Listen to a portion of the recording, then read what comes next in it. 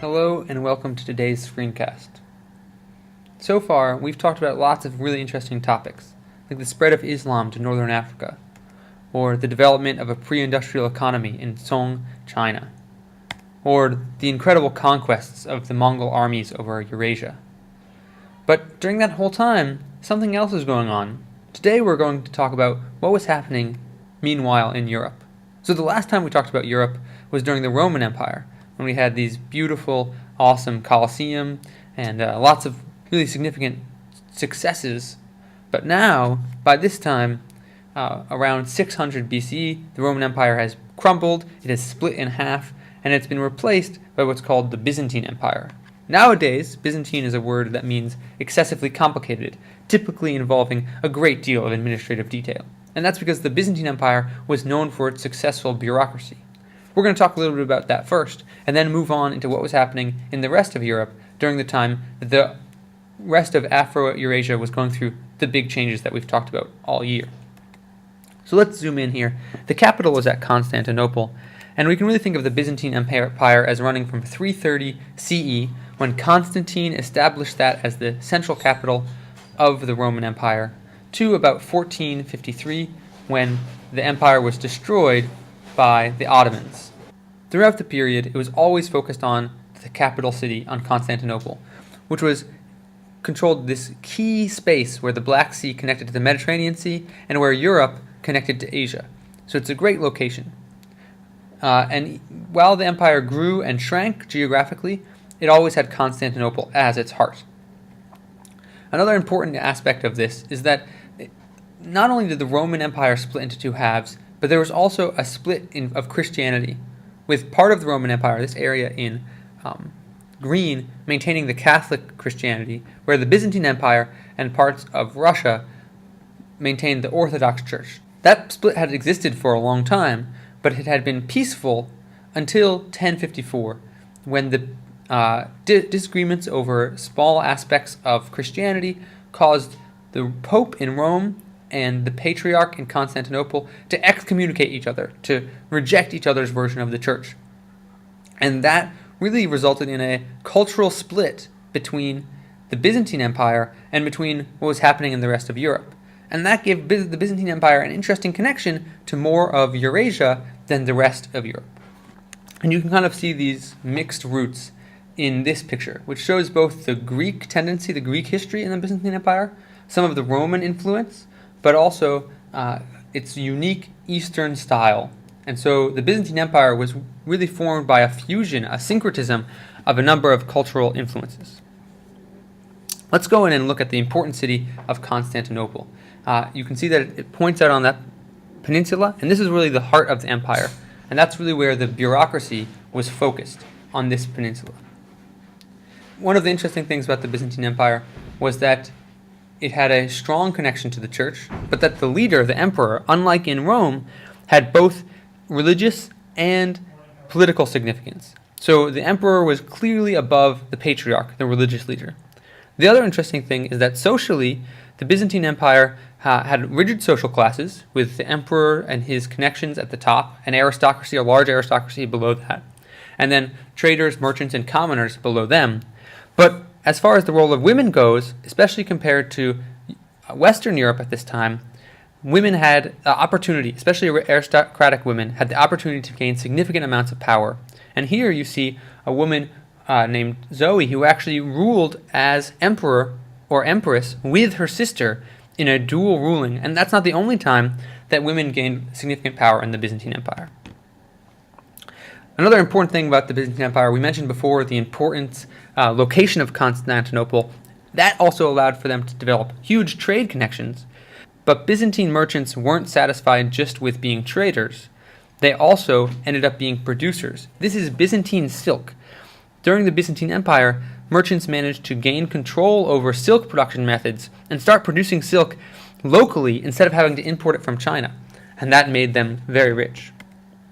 They also managed to build some incredible buildings. Byzantine architecture is one of the main influences for the Abbasid and Umayyad architecture that we talked about before. This is Hagia Sophia, which was originally developed as a church, but once the Ottoman Empire took over, it was converted into a mosque but this kind of domed architecture had significant influence on the whole eastern part of the world.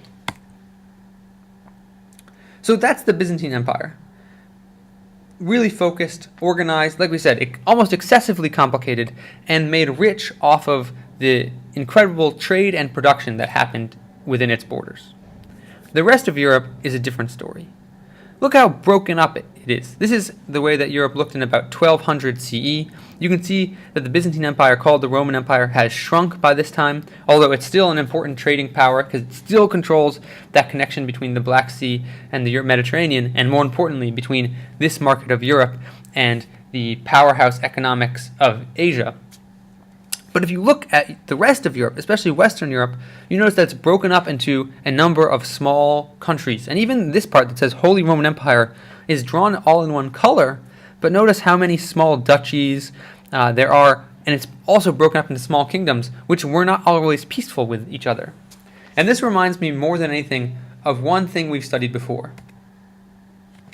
Zhou China, especially the later part of Zhou, which is sometimes called the Spring and Autumn period, or the Warring States period. And if you remember, in that time in Zhou, you had kings or lords who had the mandate of heaven. That's what gave them their power, and they employed other people to control part of their land and to give them military support. It was also a period of great flowering of new ideas, but many of those ideas, like this is Confucius, talked about returning to the classics and the importance of propriety.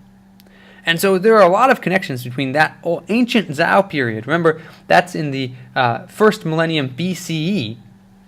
A lot of connections between the ancient Zhou period and this period of Europe, even around 1200. So this is not a direct comparison, an exact comparison. I'm not saying that they're the same, but the connections, the similarities are important enough that it's interesting and a good way to understand some of the things that are happening in Europe. For one thing, Europe had a strict social structure with peasants who were tied to the land. They had to work on that land. And that was also true in Zhou China, and especially in later Zhou China. And those peasants were controlled by what's called a feudal society, which involved lords who had knights who fought for them, and those knights in turn controlled the peasants. There was also in Europe in this time something called the divine right of kings. Here we see the Pope putting a crown on the Emperor Charlemagne. And this said that Charlemagne's power comes from God and not from man.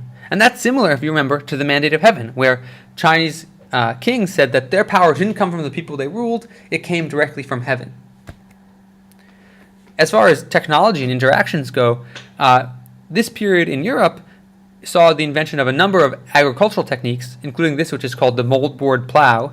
It used this, which is almost like a sword. It's called a plowshare, that cuts the earth, and then this part flips it over, and it allowed Europeans to farm in the colder area of northern Europe where the soil was a little bit harder, and it really revolutionized European agriculture. That's similar to in the Zhou period, where, if you remember, Chinese agriculture was revolutionized by new techniques and new tools. This was also a period of intellectual ferment. It's not always considered that way historically, but this is where Europe finally regained access to the Greek classics, and they used those to rebuild and develop a academic system, including the opening of the first European universities, growing libraries, and as we studied before, a lot of that is due to the influence of the Arab world at the same time. But still, that develops in Europe, and that's similar to the intellectual development during the Zhou. There are some important differences, and one of them is up here in Northern Europe with something called the Hanseatic League, which was a group of trading cities that gained a certain amount of independence. In some cases, they even had their own warships under their control. And the Hanseatic League there's nothing like it in the Zhou period. In fact, it seems more connected to what was going on in Song China, because it created a network of trading through here in the North Sea and the Baltic Sea that went from Russia here all the way to London and Bruges, the main cities of Northern Europe at that time. And they managed to develop at the same time important banking organizations, money, guilds, trading, and all of those things would continue and play an important role in what happens in Europe after the post-classical period, in the pre-modern period. And we're going to talk a little bit more about that next time when we talk about the Spanish Empire and Italian city-states. Thank you very much.